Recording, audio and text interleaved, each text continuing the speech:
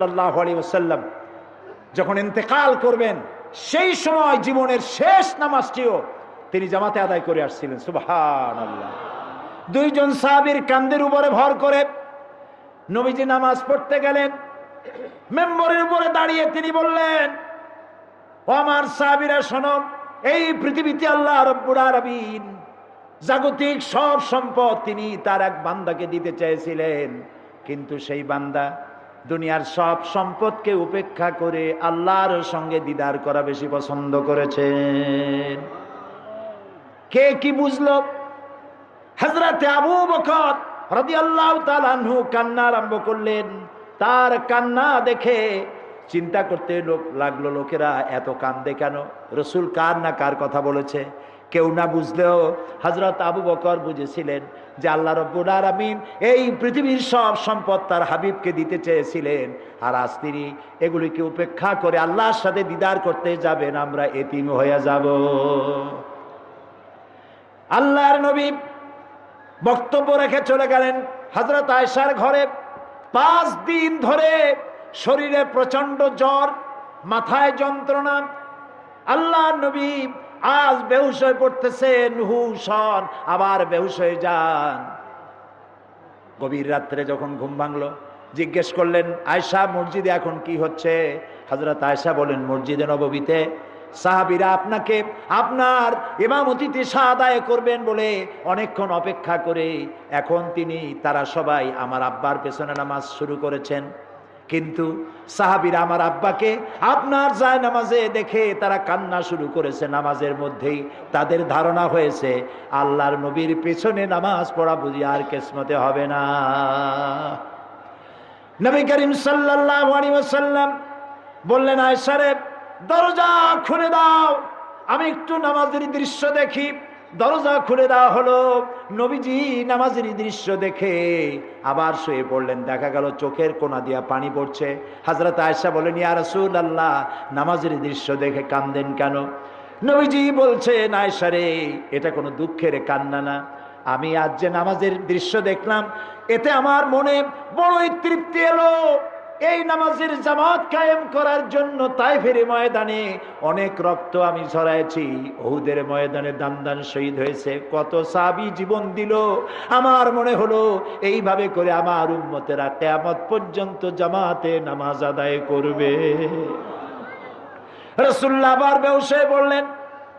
গভীর রাত্রে হুশ হলো, তাকে দেখতে পাচ্ছেন মসজিদ নববীর ভিতর থেকে সাহাবীরা কেউ যায় নাই, সবাই কাঁদতেছে। সকলের ধারণা নবীজি আজ আর রাত কাটাবেন না।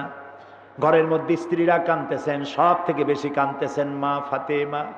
হযরত ফাতেমার কান্না দেখে আল্লাহর নবী হযরত ফাতেমাকে কাছে ডেকে কানে কানে কি যেন বললেন। ফাতেমার কান্না বন্ধ হয়ে গেল। হযরত আয়েশা হযরত ফাতেমাকে ডেকে বলছেন, মা, তোমার আব্বা তোমার কানে কানে কি বলল?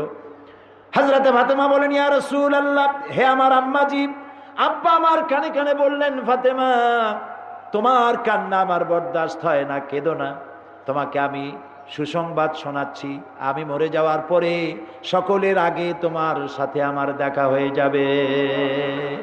হযরত ফাতেমা বলে, আম্মা, আমি বুঝতে পেরেছি রাসূলুল্লাহর এই কথার অর্থ, অর্থাৎ নবীজি ইন্তেকাল করার পরে সমস্ত আত্মীয় স্বজনের সবার আগে আমার মওত হবে, আর আমার আব্বা রাসূলুল্লাহর সঙ্গে আমার দিদার নসিব হয়ে যাবে।